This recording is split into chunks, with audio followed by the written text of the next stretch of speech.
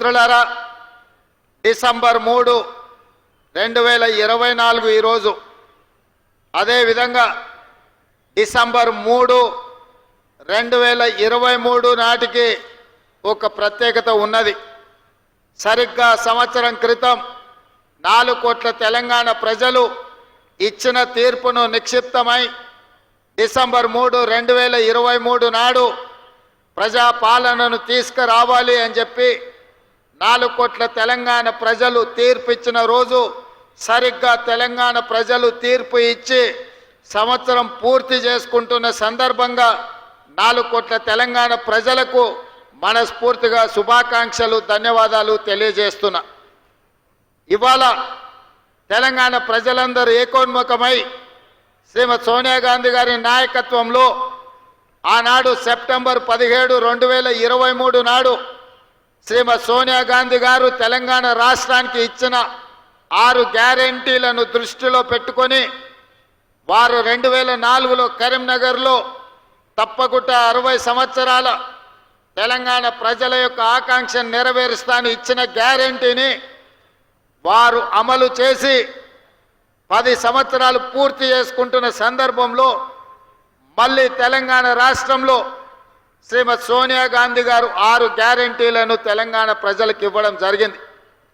3 తారీఖు నాడు ఫలితాలు రావడం, 7 తారీఖు నాడు అధికారాన్ని చేపట్టడం, డిసెంబర్ 9 తారీఖు నాడు శాసనసభ సమావేశాలను ఏర్పాటు చేసుకొని మొదటి రోజే ఆర్టీసీలో ఆడబిడ్డలకు ఉచిత ప్రయాణం, అదేవిధంగా పేదవాళ్ళ ఆరోగ్యాన్ని వాళ్ళ కాపాడాలని రాజీవ్ ఆరోగ్యశ్రీతో 10 లక్షల రూపాయల ఉచిత వైద్యాన్ని కార్పొరేటు వైద్యం అందించడానికి మొదటి రోజు శాసనసభ సమావేశాలలో మనం నిర్ణయం తీసుకోవడం జరిగింది.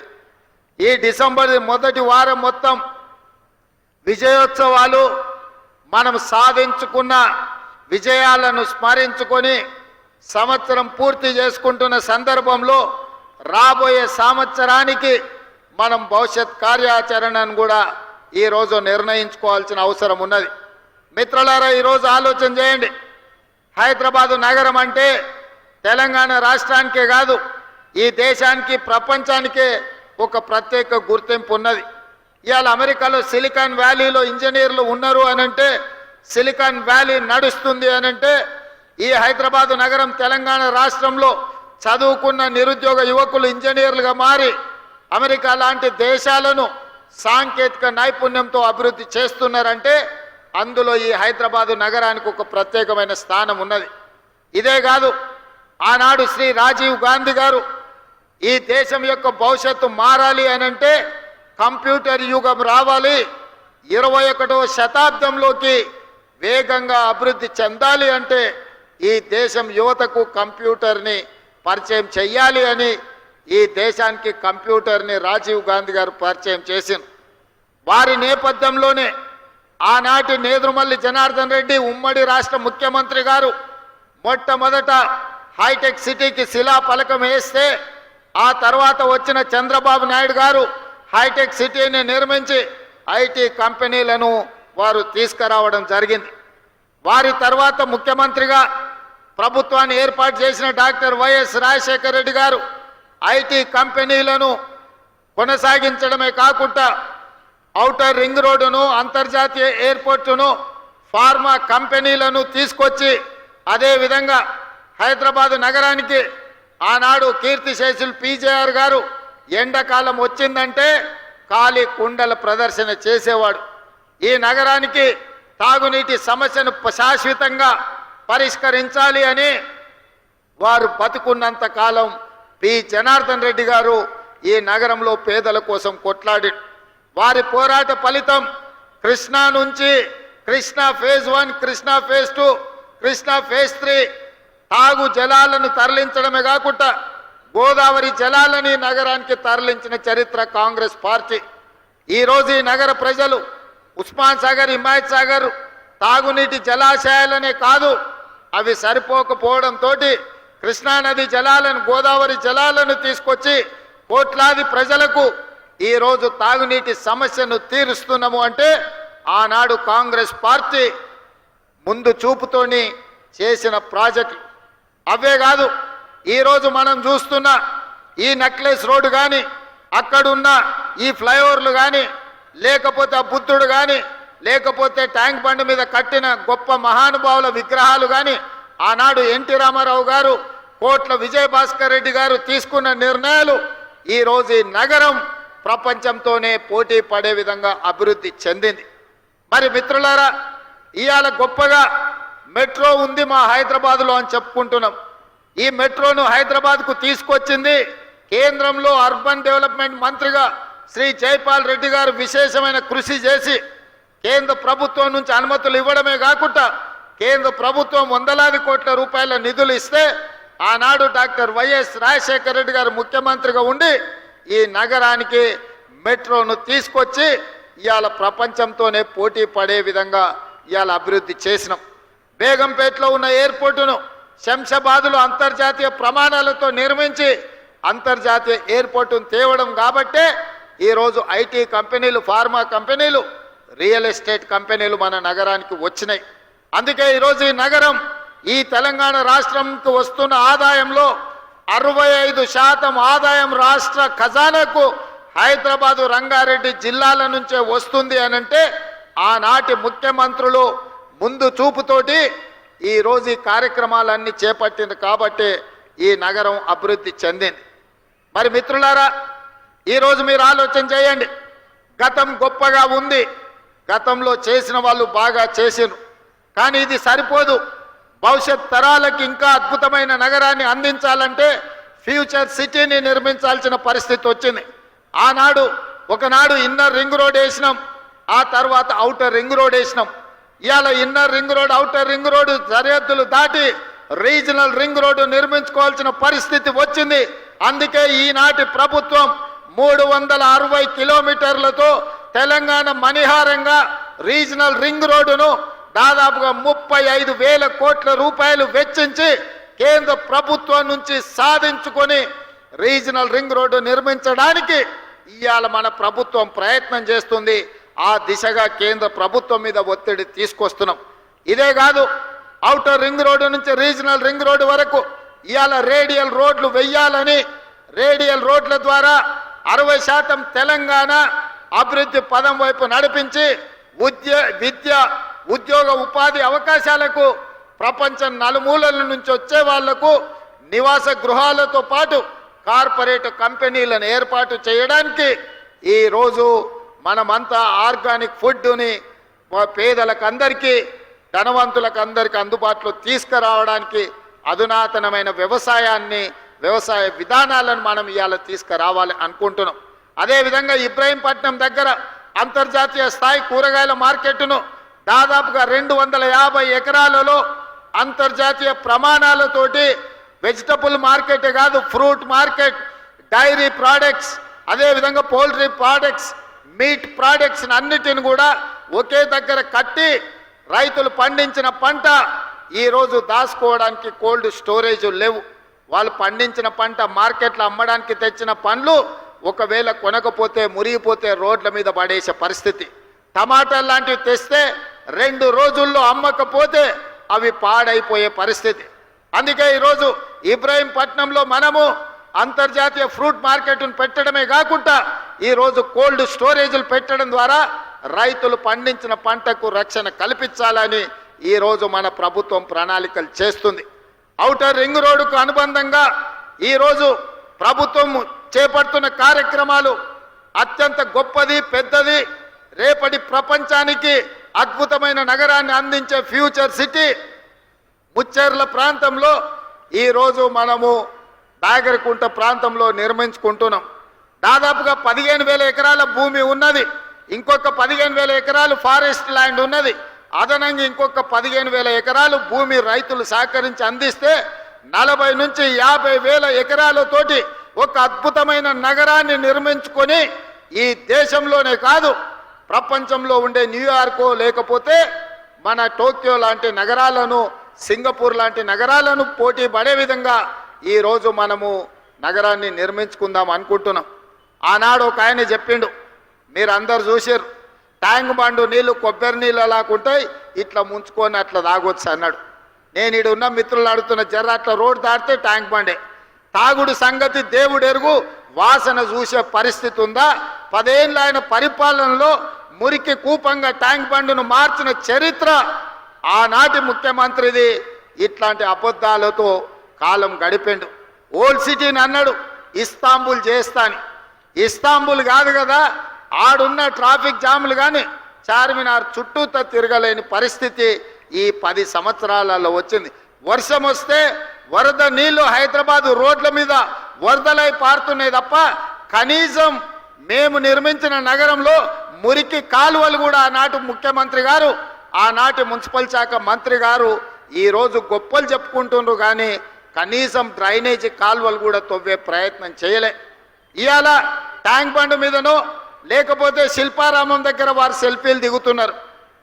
వారు సెల్ఫీలు దిగి సెల్ఫ్ డబ్బా కొట్టుకునే శిల్పారామం కూడా ఆనాడు కాంగ్రెస్ పార్టీని అభివృద్ధి చేసింది, వారు మర్చిపోయినట్టున్నారు. వారు అప్పుడప్పుడు ట్విట్టర్లో పెట్టి హైటెక్ సిటీ ఆనాడు మనం చేసిందే. ఈ ట్యాంక్ బండ్ ఏదో ఆయననే నిర్మించినట్టు, వాళ్ళ తాతగారు బుద్ధుడి విగ్రహం పెట్టినట్టు ఇవాళ ఆ ఫోటోలను చూపించి మేము నిర్మించినామని అబద్ధాలు చెప్పుకునే పరిస్థితి.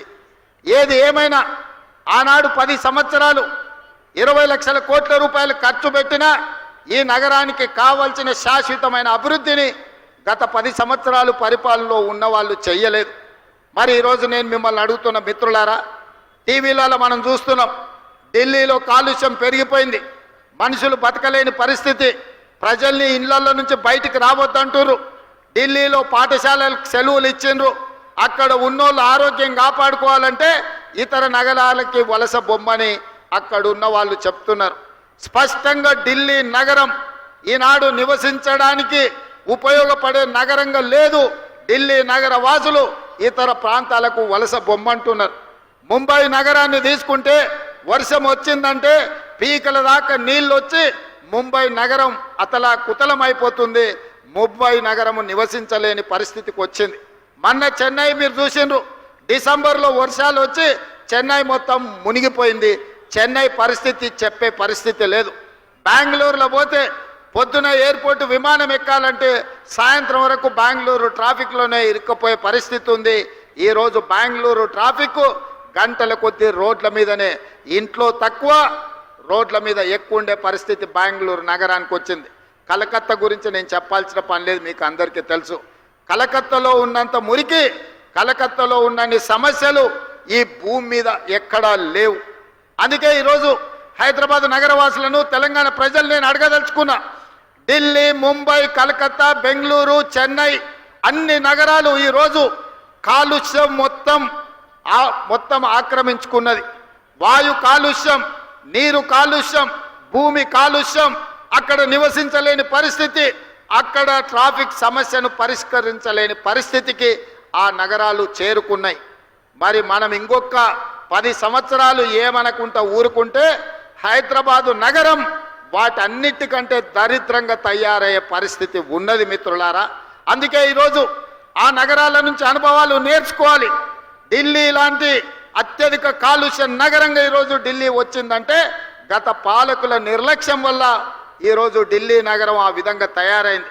అందుకే ఈరోజు ఈ అభివృద్ధి కార్యక్రమాలే కాదు, మూసీ డెవలప్మెంట్ను చెయ్యాలని, మూసీ నదిని ప్రక్షాళన చెయ్యాలని, మూసీ నదిని పునరుజ్జింపజేయాలని హైదరాబాదులో కాంక్రీట్ జంగల్గా మారి వర్షాలు వస్తే ఎక్కడికక్కడ రోడ్ల మీద వరదలు వచ్చే పరిస్థితి వచ్చింది. అందుకే ఆ వరదల్ని నియంత్రించడానికి రోడ్ల మధ్యలోనే ఇండ్లలో వాటర్ హార్వెస్టింగ్ పిట్టులు కట్టుకుంటే ఎట్లా కట్టుకుంటామో వర్షపు నీటిని ఒడిసి పట్టుకోవడానికి, ఇవాళ రోడ్ల మీద వచ్చిన నీళ్లను ఒడిసి పట్టుకోవడానికి వాటర్ హార్వెస్టింగ్ వెల్స్ను కడుతున్నాం. ఒక్కొక్క దగ్గర 10 లక్షల లీటర్లను ఒడిసి పట్టడానికి రోడ్డు పక్కననే వాటర్ హార్వెస్టింగ్ వెల్స్ని కట్టినాం. నిన్న మొన్న కొన్నిటిని ఇవాళ మనం కొన్నిటిని ప్రారంభించుకున్నాం.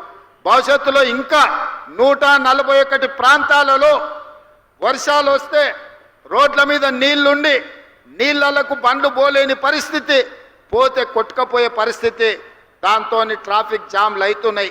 వాటన్నిటిని కూడా వాటర్ హార్వెస్టింగ్ వెల్స్ని కట్టాలని ఇవాళ అధికారులకు ఆదేశాలు ఇచ్చి ఈ నగరాన్ని ఒక క్రమ పద్ధతిలో అభివృద్ధి చేయాలి, ట్రాఫిక్ సమస్యను శాశ్వతంగా పరిష్కరించాలి అని ఇవాళ మనం ఆలోచన చేస్తున్నాం.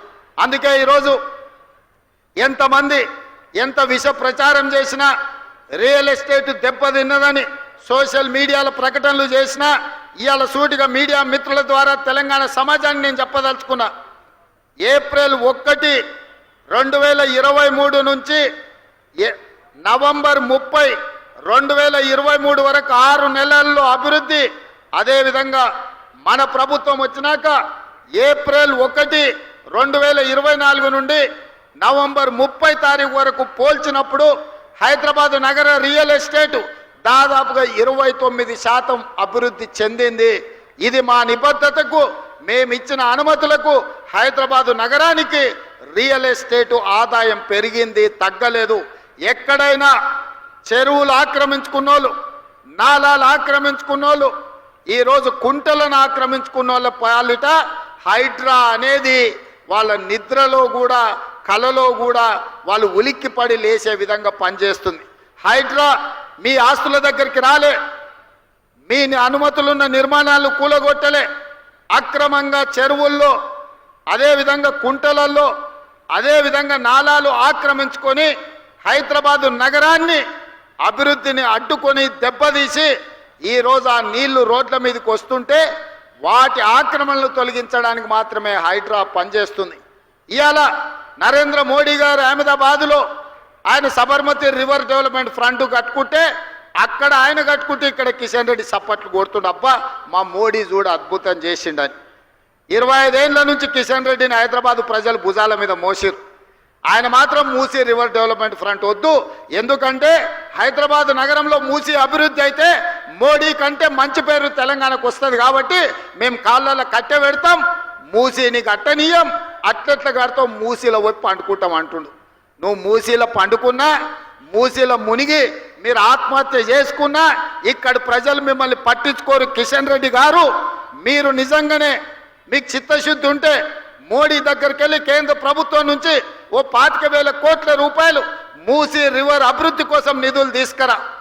అక్కడ పేదోళ్ళ కోసం ముసలి కన్నీరు గారుస్తున్నావు కదా, ప్రధానమంత్రి ఆవాస్ యోజన కింద భూమి నేను ఇస్తా, ఓ 10,000 కోట్ల రూపాయలు తీసుకురా, అద్భుతంగా పేదోళ్ళందరికీ మంచిగా అపార్ట్మెంట్స్ కట్టి ఇద్దాము, వాళ్ళకు మంచి భవిష్యత్తు ఇద్దాం, అక్కడ మంచి స్కూళ్ళు కట్టిద్దాం, మంచి కాలేజీలు కట్టిద్దాం. అవసరమైతే మూసీ నది ఒడ్డున ఉన్న వాళ్లకు, మూసీలో మురికిలో ఇబ్బంది పడుతున్న వాళ్లకు ఎంత భూమి అయినా రాష్ట్ర ప్రభుత్వం నుంచి నేను, మా ఉప ముఖ్యమంత్రి, మా ఇన్ఛార్జ్ మినిస్టర్ శ్రీధర్ బాబు గారు ఎంత భూమి కావాలన్నా ప్రభుత్వం నుంచి మేము కేటాయిస్తాము. ప్రధానమంత్రి ఆవాస్ యోజన కింద ఈ పేదలకు మంచి అపార్ట్మెంట్లు కట్టించడానికి ఒక 10,000 కోట్ల రూపాయలు నరేంద్ర మోడీని అడిగి తీసుకురా. కిషన్ రెడ్డి గారు, మీరు సికింద్రాబాద్ నుంచి 2వసారిగా మంత్రి అయినరు, 3 సార్లు ఎమ్మెల్యే అయినరు, భారతీయ జనతా పార్టీ అధ్యక్షుడు, మీకు బాధ్యత లేదా?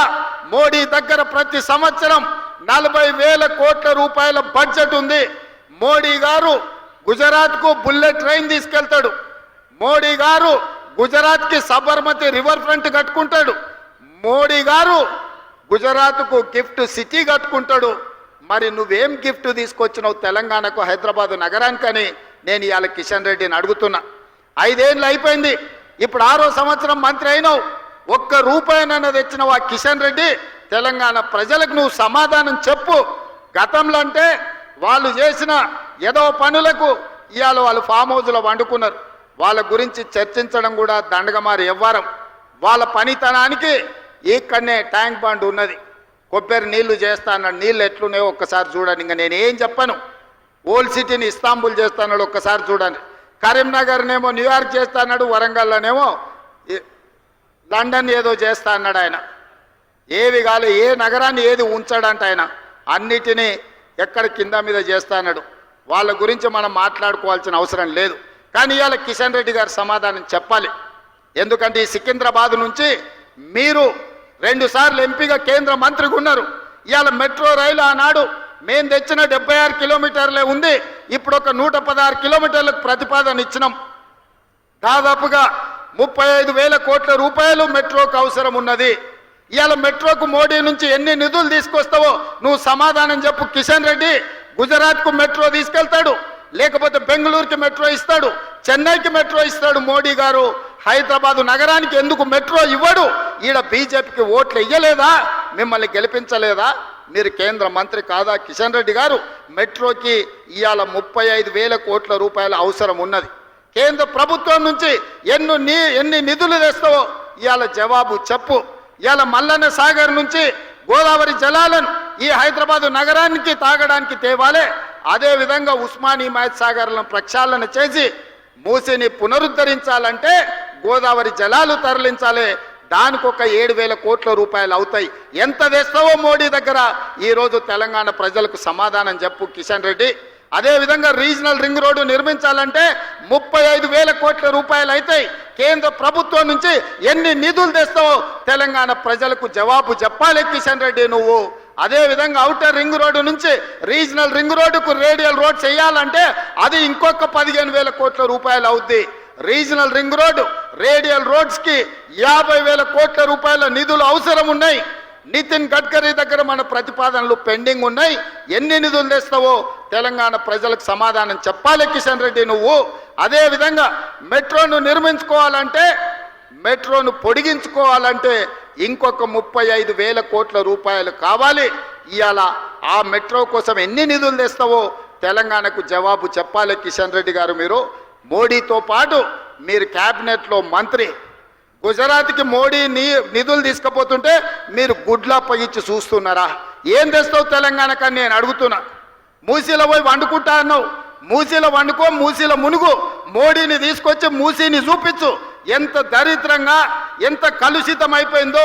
కెమికల్ ఫ్యాక్టరీల నుంచి ట్యాంకర్లు వచ్చి ఎట్లా పోస్తున్నాయో, మూసీలో చచ్చిపోయిన మనుషుల కలేబరాలు, కొట్టుకొచ్చిన పశువుల శవాలు ఇవాళ నల్గొండ జిల్లా ప్రజల జీవితాలను అతలాకుతలం చేస్తున్నాయి.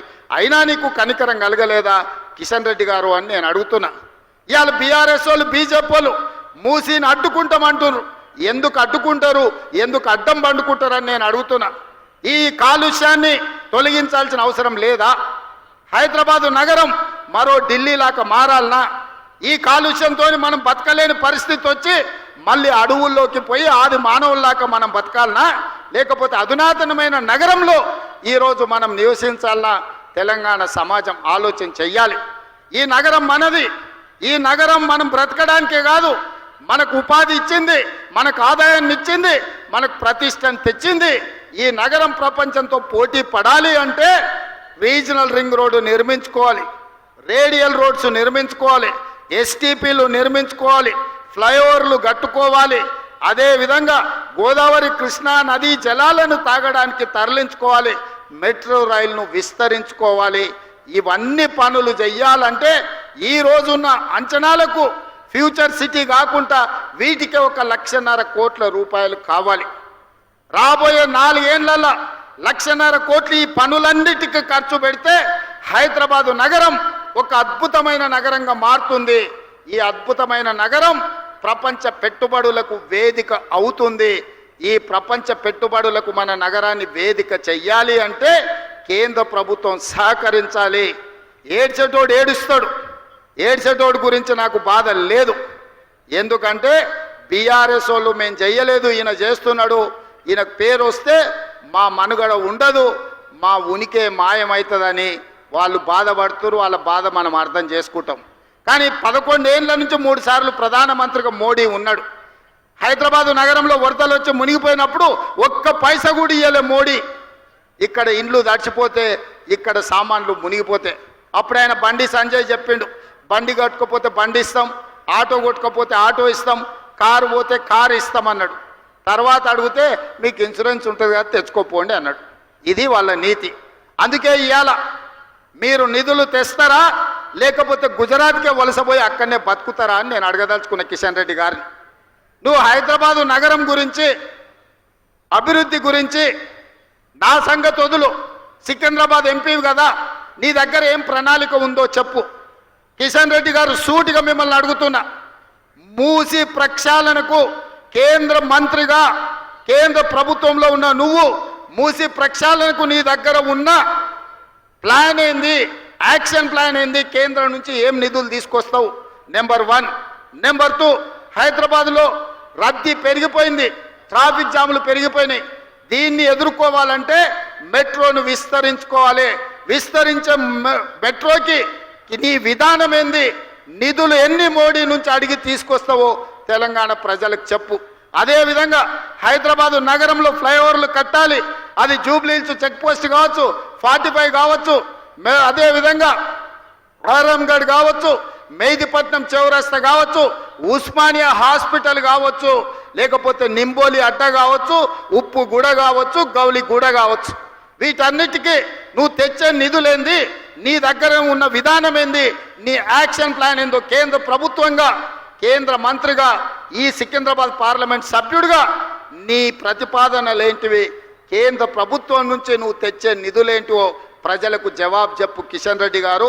మేము ఏం చేస్తామన్నా దాన్ని అడ్డుకుంటామని నువ్వు అంటున్నావు. మంచిది, నా ప్రణాళికలు నీకు నచ్చలేదు, నువ్వు అడ్డుకుంటా అంటున్నావు కదా. 6 నెలలు నేను ఊరుకుంటా, నువ్వేం చేస్తావో చెప్పు, ఏం తెస్తావో చెప్పు. మోడీని తీసుకురా, 1.5 కోట్లు మోడీని ఇప్పించు. 10 లక్షల మందితో పరేడ్ గ్రౌండ్లా తెలంగాణ సమాజాన్ని అంతా పిలిచి మోడీని నిన్నిద్దరిని నేను సమానం చేస్తా. అధికారికంగా నిన్నక్కడ పరేడ్ గ్రౌండ్లో 10 లక్షల మందితో సన్మానం చేసే జిమ్మేదారి నేను తీసుకుంటా. కిషన్ రెడ్డి గారు, మోడీ నుంచి 1.5 కోట్లు మన నగరానికి తీసుకురా. నాకేం బేసిజాలు లేవు, నాకు నగరం అభివృద్ధి చేయడమే, ఈ రాష్ట్రాన్ని అభివృద్ధి పదం వైపు నడిపించడమే. ఈరోజు ఢిల్లీ చూసినా, ముంబై చూసినా, బెంగళూరు చూసినా, చెన్నై చూసినా, కలకత్తా చూసినా కాలుష్యంతో నగరాలు అతలాకుతలం అయిపోయినాయి. ఇవాళ టీవీలు పేపర్లు చూస్తే అక్కడ నివసించలేని పరిస్థితి ఉంది. ఆల్రెడీ స్కూల్స్కు హాలిడేస్ ఇచ్చిండ్రు, అక్కడ ఉండేటోళ్లను ఆ పట్టణం వదిలి ఇతర ప్రాంతాలకు పోయి ఉండమంటుర్రు. మనం కూడా ఆ పరిస్థితిని కొని తెచ్చుకుందామా? మనం కూడా అట్లనే ఉందామా? మనం కూడా ఆ దిశగా పోతే ఈ నగరం ఎడారిగా మారి, ఈ నగరం నివసించలేని ప్రాంతంగా ఉంటే ఎక్కడికి వెళ్ళాలి?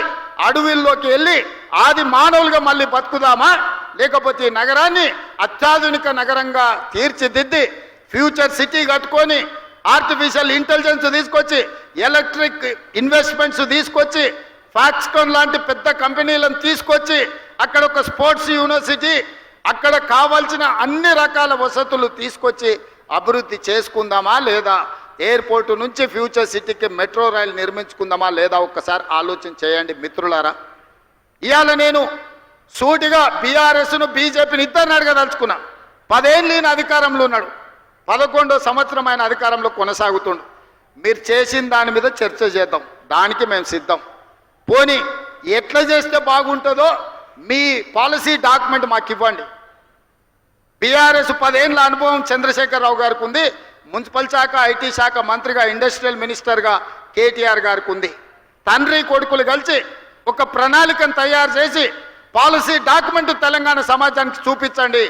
ఎస్, ఈ ప్రభుత్వం ఈ ప్రణాళికతో ముందుకు వెళ్ళాలి, ఈ విధంగా అభివృద్ధి చేస్తే దీనికి అయ్యే నిధుల ఖర్చు ఇంత, ఈ నగరం అభివృద్ధి ఈ రకంగా చెందుతుంది, దీనికి ప్రతిపక్షంగా మేము సూచన చేస్తున్నామని మీరు ఒక పాలసీ డాక్యుమెంట్ తీసుకొని రండి. సహేతుకమైందైతే తెలంగాణ సమాజానికి, హైదరాబాద్ నగరాన్ని అభివృద్ధి చేయడానికి ఉపయోగపడితే 100% మా ప్రభుత్వం ఆమోదిస్తుంది. మాకు బేసజాలు లేవు, మంచి పని చెయ్యాలి, ఈ నగరాన్ని అభివృద్ధి చెందాలి అనేదే మా విధానం. బీఆర్ఎస్ వాళ్ళు ఏది చెప్పరు, బీజేపీ వాళ్ళు ఏది ఇయ్యరు. మనం ఏది చెయ్యబోయినా మేము అడ్డుకుంటామని ఇద్దరు గూడుపుటాన్ని చేసి అలై బలై చేసుకొని చీకట్లో కూడా పొద్దుటిపూట ఒకడు మేము పోయి పండుకుంటాం మూసీలు అని అంటారు. అందుకే ఈరోజు ఈ వేదిక మీద నుంచి మీరు మీ ప్రతిపాదనలు పంపండి. నేను మా ఉప ముఖ్యమంత్రి బట్టి విక్రమార్క గారికి, శ్రీధర్ బాబు గారికి, పొన్నం గారికి, ఎందుకంటే ఒక ఆయన హైదరాబాద్ ఇన్ఛార్జ్ మినిస్టర్, రెండొకరు రంగారెడ్డి జిల్లా ఇన్ఛార్జ్ మినిస్టర్, మూడొకరు ఆర్థిక మంత్రి.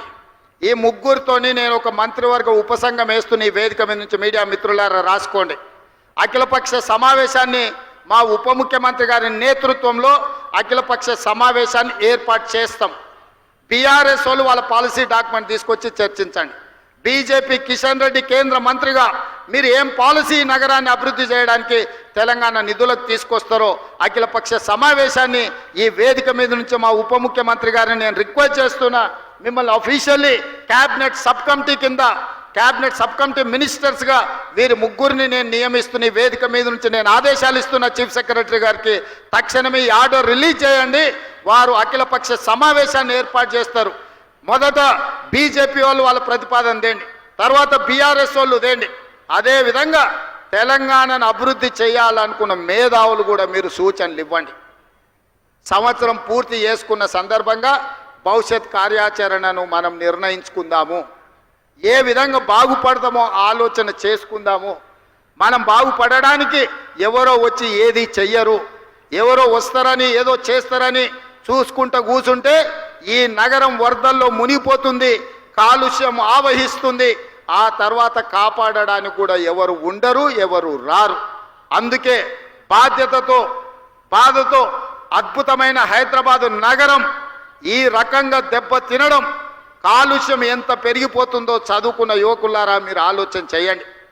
ఈ కాలుష్యాన్ని తగ్గించాలి అంటే చెరువులను కాపాడుకోవాలి, నాలాల ఆక్రమణలను తొలగించాలి, కుంటలను పునరుద్ధరించాలి, మూసీ నదిని పునరుజ్జీవింపజేయాలి, మూసీలో కొట్టుకుపోతున్న శవాలను అక్కడ ఉన్న కలేబరాలను తొలగించాలి, ఇండస్ట్రియల్ పొల్యూషన్ మూసీలో కలుపుతున్న దాన్ని నియంత్రించాలి.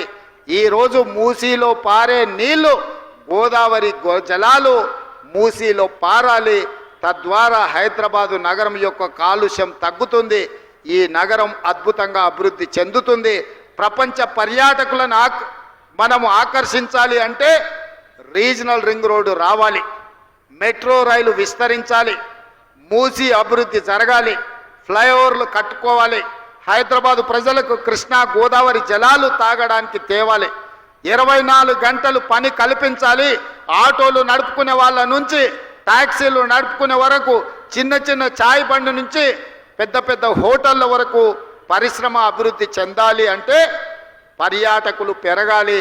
పర్యాటకులు పెరగాలి అంటే మౌలిక వసతులు అధునాతనంగా ఉండాలి. ఆ విధానానికి మా ప్రభుత్వం కట్టుబడి ఉన్నది. ఆ దిశగా మేము ప్రయత్నం చేస్తున్నాము. బీజేపీ బీఆర్ఎస్ వాళ్ళు మా మంత్రివర్గ ఉపసంఘానికి అఖిలపక్ష సమావేశంలో వచ్చి మీ ప్రతిపాదనలు ఇవ్వండి. మేము ఏది చేస్తామన్నా మీరు అడ్డుకుంటామనేదే మీ విధానం అయితే అట్లా కుదరదు. గతంలో మీరు చేసింది కొన్ని తప్పులు చేసిరు, ఎన్నో అప్పులు చేసిరు. గతంలో ఏందయ్యా అని వెనక్కి తిరిగి చూసినాం అన్నెప్పుడో వాళ్ళు పెడబొబ్బలు పెడుతుంటారే, వాళ్ళు ఏమైనా మంచి చేస్తే మేమన్నా తప్పు చేస్తున్నాం అని చూస్తే ఏం లేదు. అడగోలిగా తప్పులు ఉన్నాయి, కొండంతా అప్పులు ఉన్నాయి. ఈ రెండు తప్ప గత ప్రభుత్వం చేసింది నాకు ఎక్కడ కనిపించలే.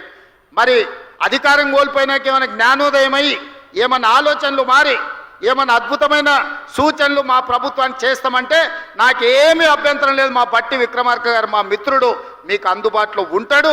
వారికి సహాయంగా శ్రీధర్ బాబు, పొన్నం ప్రభాకర్ గారు ఉంటారు. మీరు ప్రతిపాదనలు ఇవ్వండి.